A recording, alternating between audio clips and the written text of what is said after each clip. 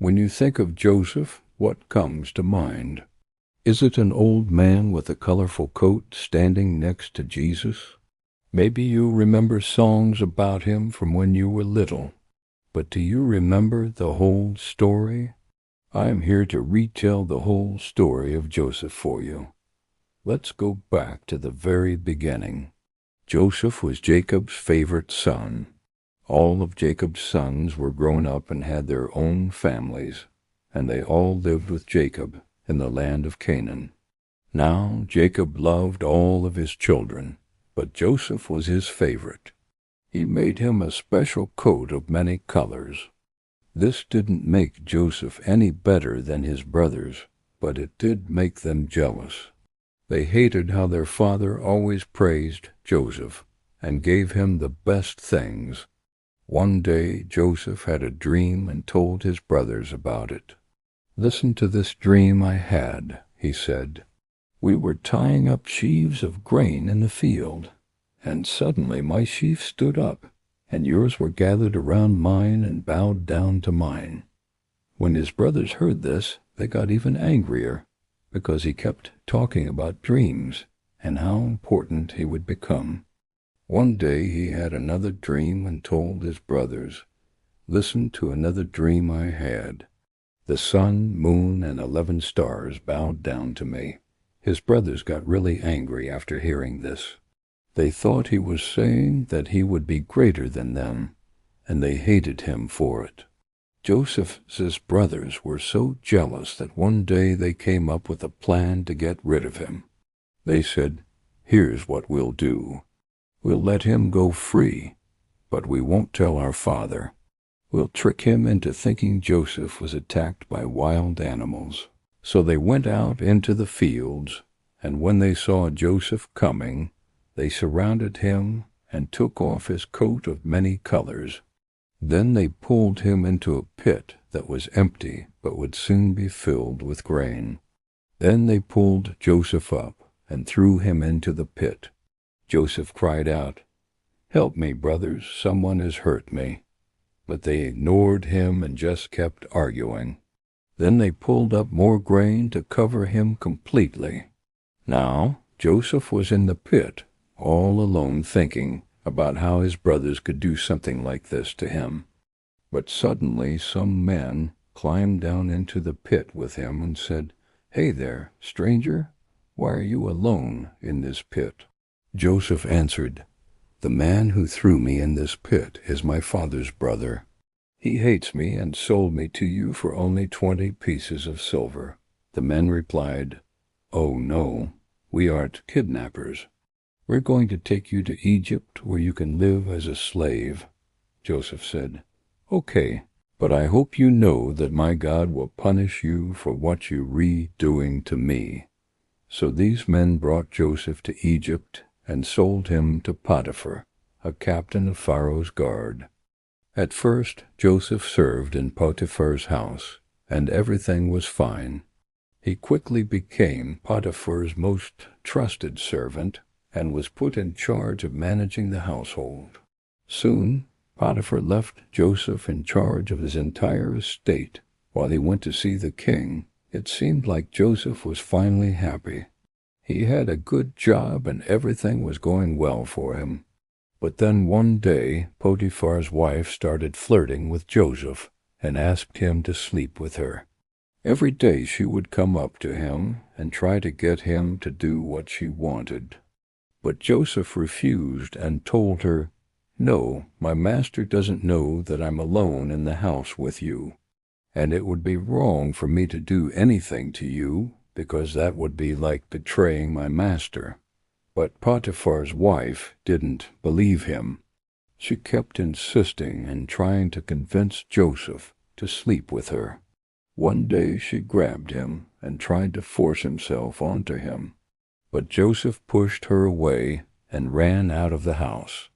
Now Potiphar's wife was furious that Joseph rejected her advances. So she did something really sneaky. She called all the men in the house and told them, "This guy just robbed me. Come and help me get him back." The men rushed over and caught Joseph. They tied him up and threw him into jail without asking him any questions. Joseph ended up spending 2 whole years in prison before anyone realized that he was innocent. He tried telling people that he didn't steal or do anything wrong, but no one listened. So he just waited patiently for God to help him. And you know what?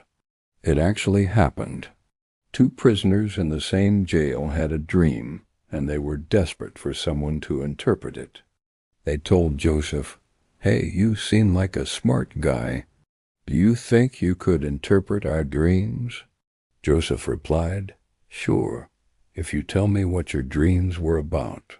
The first prisoner dreamed that he would soon be released from jail because the king would pardon him.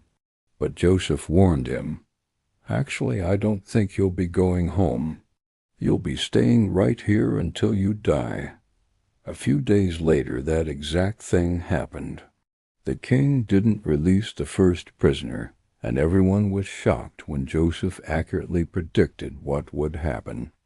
The second prisoner told Joseph that he had dreamed about 3 baskets of figs. Joseph interpreted that dream too. The 3 baskets of figs represent 3 days. After that, Pharaoh will have you put to death. Just like he did with the other prisoner, Joseph told the truth. And after 3 days, the second prisoner was also put to death.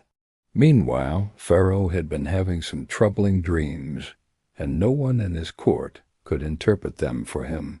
So he heard about Joseph, the man who could interpret dreams, and sent for him. When Joseph arrived, he asked Pharaoh what was bothering him. Pharaoh told him about his dreams. Joseph listened carefully and then said, "I'm sure I can interpret those dreams for you." So he told Pharaoh about the 7 years of plenty that would be followed by 7 years of famine. Joseph suggested that Pharaoh should use the resources from the 7 years of plenty to prepare for the famine by appointing a wise leader to collect grain and store it in case they needed it later. Pharaoh liked this idea, and even though he didn't know it, God had given Joseph wisdom to save Egypt. Pharaoh was so impressed with Joseph's intelligence that he made him the ruler of all of Egypt.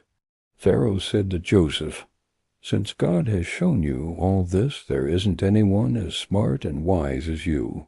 You'll be in charge of my palace, and people will report everything that happens in Egypt to you." So Joseph became the second most powerful person in Egypt, right after the Pharaoh. He did everything God had prepared for him, just like he said. And he helped prepare food and supplies so there would be enough to eat throughout the 7 years of famine. Meanwhile, Jacob and his family were still living in Canaan, but they were starting to run out of food because of the famine. So Jacob told his sons that they should go to Egypt to buy grain. When they got there, they were shocked to see Joseph in charge.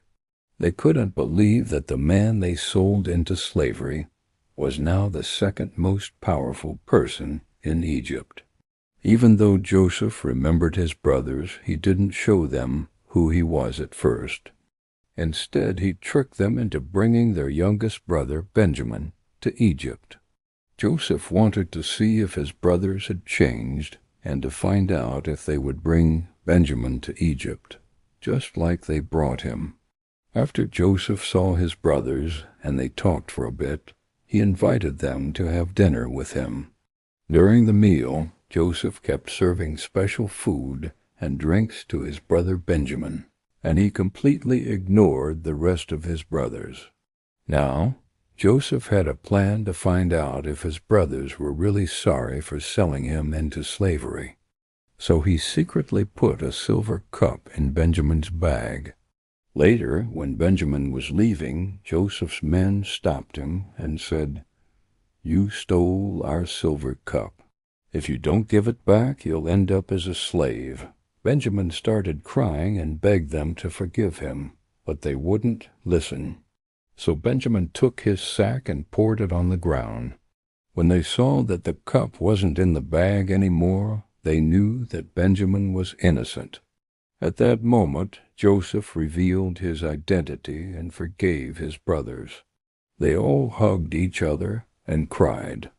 When Jacob heard that Joseph was alive and that his brothers had come back safely, he was overjoyed. He said, "It's all because of you that we're still alive. You saved us from dying of hunger." Joseph took his father, Jacob, and all his brothers and sisters, along with everyone else in his father's family, and settled them in the land of Egypt. He gave them the best houses and farms, enough grain to last for many years, and lots of livestock. In this way, God kept his promise to Abraham, Isaac, and Jacob, just like he said.